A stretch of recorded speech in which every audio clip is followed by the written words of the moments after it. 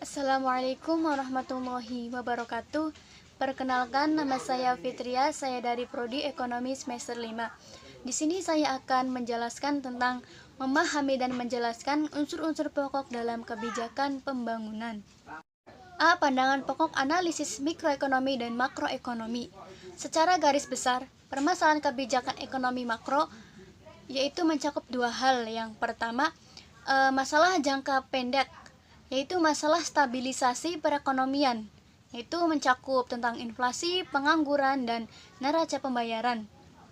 Yang kedua itu masalah jangka panjang atau masalah pertumbuhan ekonomi. Mikroekonomi lebih menitik beratkan pada analisis mengenai masalah membuat pilihan untuk yang pertama mewujudkan efisiensi dalam penggunaan sumber-sumber ekonomi, dan yang kedua mencapai kepuasan yang maksimum dalam penggunaan sumber-sumber tersebut.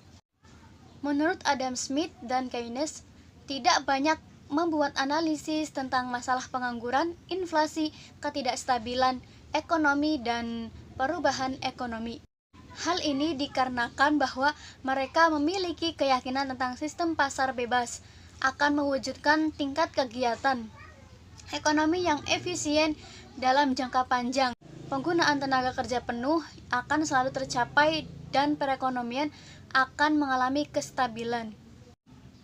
Adapun pendapat dari John Maynard Keynes, ia berpendapat bahwa pengeluaran agregat, yaitu pembelanjaan masyarakat atas barang dan jasa, adalah faktor utama yang menentukan tingkat kegiatan ekonomi yang dicapai oleh suatu negara. Untuk itu, kebijaksanaan pemerintah diperhatikan untuk menciptakan penggunaan tenaga kerja yang penuh dan kestabilan perekonomian. Analisis ekonomi mikro menunjukkan tentang bagaimana pengeluaran agregat atau permintaan agregat dan penawaran agregat dalam menentukan keseimbangan dalam perekonomian. Adapun 5 komponen dalam pengeluaran agregat, yaitu yang pertama, pengeluaran konsumsi rumah tangga, yang kedua, investasi perusahaan-perusahaan, yang ketiga, pengeluaran konsumsi dan investasi pemerintahan, yang keempat yaitu ekspor, dan yang kelima itu impor. B. Proses multiplier di negara berkembang.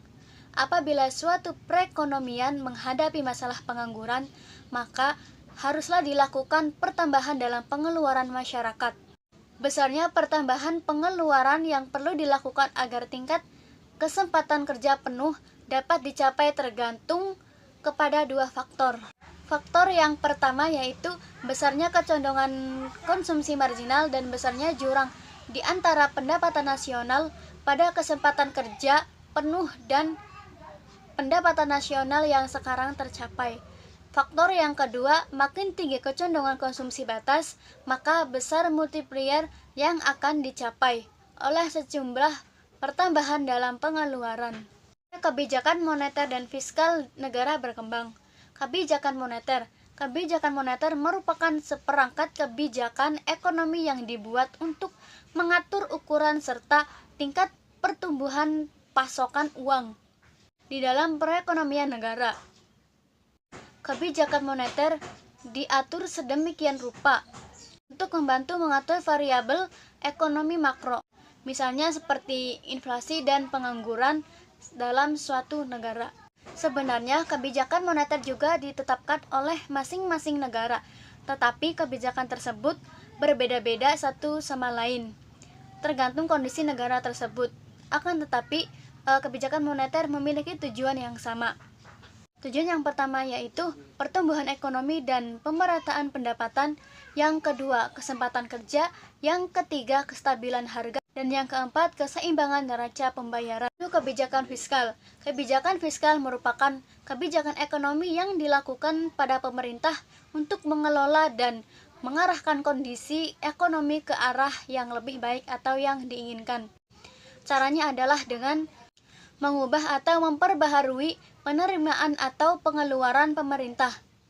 Pengendalian pengeluaran pemerintah bisa sangat membantu kebijakan fiskal. Kebijakan fiskal sangat erat hubungannya dengan ekonomi makro.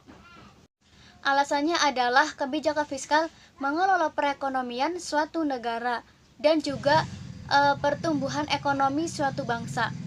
Tujuan dari kebijakan fiskal yaitu yang pertama, mencapai kestabilan perekonomian nasional, yang kedua, memacu pertumbuhan ekonomi, yang ketiga, mendorong laju investasi, yang keempat, membuka kesempatan kerja yang luas, yang kelima, mewujudkan keadilan sosial, yang keenam, sebagai wujud pemerataan dan pendistribusian pendapatan, yang ketujuh, mengurangi pengangguran, yang kedelapan, menjaga stabilitas harga barang dan jasa agar terhindar dari inflasi. Kebijakan moneter dan fiskal di Indonesia.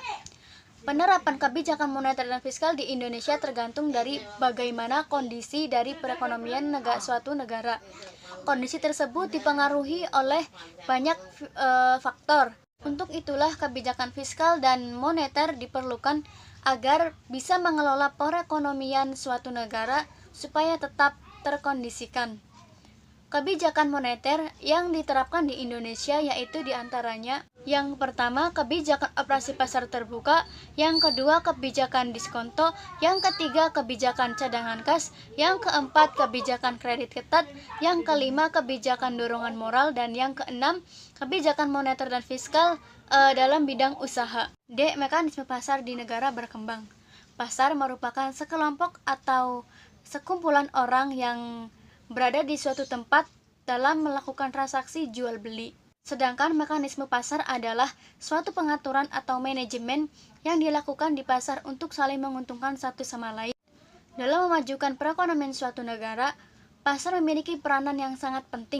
Melalui aktivitas pasar, produksi dapat sampai ke tangan konsumen yang berakibat adanya keuntungan bagi produsen dan konsumen dapat terpenuhi kebutuhannya.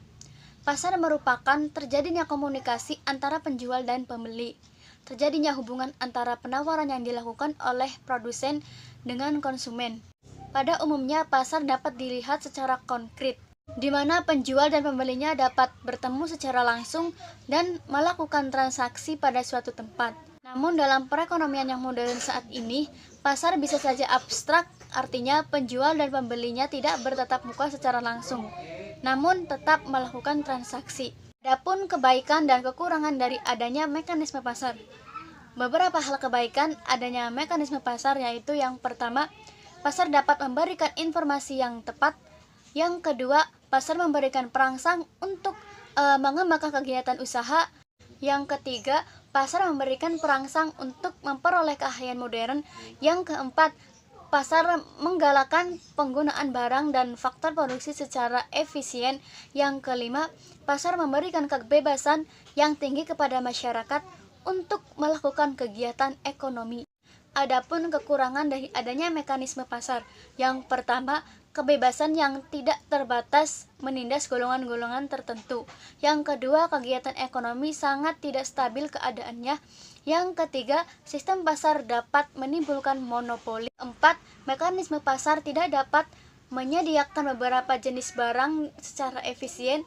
Yang kelima, kegiatan konsumen dan produsen mungkin menimbulkan eksternalitas yang merugikan.